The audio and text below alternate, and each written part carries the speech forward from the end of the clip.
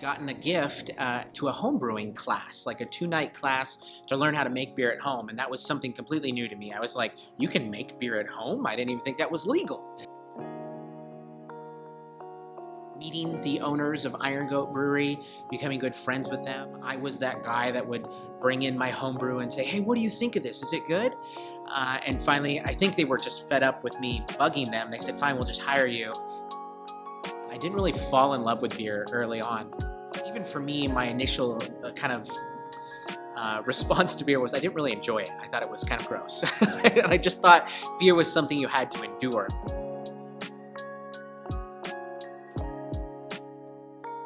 So the beer brewing process, it's a long process. I mean, most beer takes weeks to produce from the time you brew it to the time you get to taste it.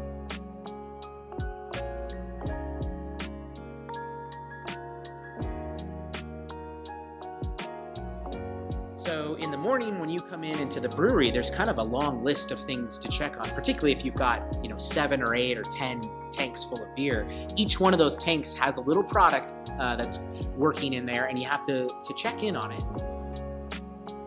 Essentially, all we do in the brewing process is we make sugary oatmeal water. We get the grain in warm water, wet. We call that the mash.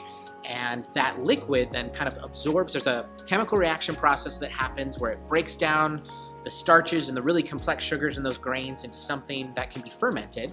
And we just basically make a big batch of oatmeal. And then we drain that water off the grains.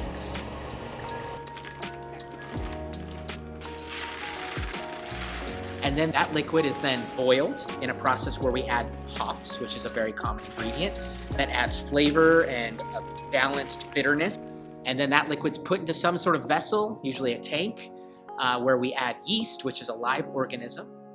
It munches on all those sugars and turns them into flavors and alcohol and bubbles and all the things we love in beer. And when that's all done, we crash the beer. We drop the temperature to the beer, cold crash it. Sometimes it's filtered, it's carbonated, it's packaged, and then it's on tap for you to enjoy somewhere, either in a bottle or a can or in a glass. So I just really enjoy seeing it all come together when you finally can enjoy it in the glass and say, yeah, like this, I'm getting all those flavors of the hops and the malt and everything I wanted.